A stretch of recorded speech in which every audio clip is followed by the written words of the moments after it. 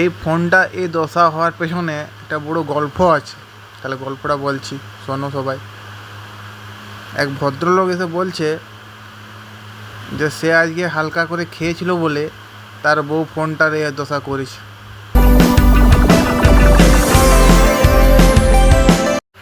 গল্পটা শোনার পর আমিও সময় নষ্ট না করে খোলা শুরু করে দিলাম ফোনটাকে।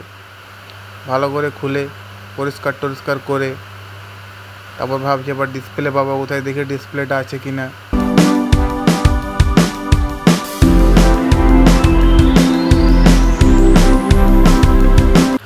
খোঁজাখুঁজি করার পর ডিসপ্লেটা পেয়ে গেলাম। তো আর দেরি না করে ফোনটা খুলতে লাগলাম ভালো করে।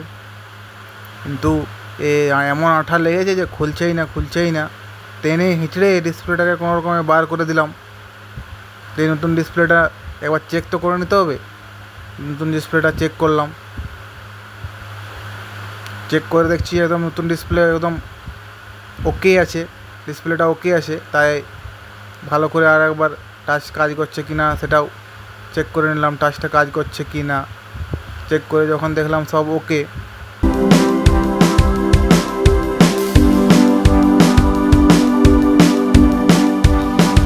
বডিটা ভালো করে পরিষ্কার করতে লাগলাম যাতে ডিসপ্লেটা বসে এবার পরে কোনো ডিস্টার্ব না হয়।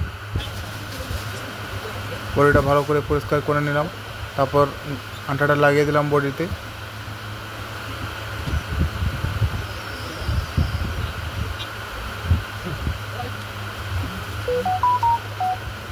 যে কম্বোর স্টিকারগুলো ছাড়িয়ে নিলাম,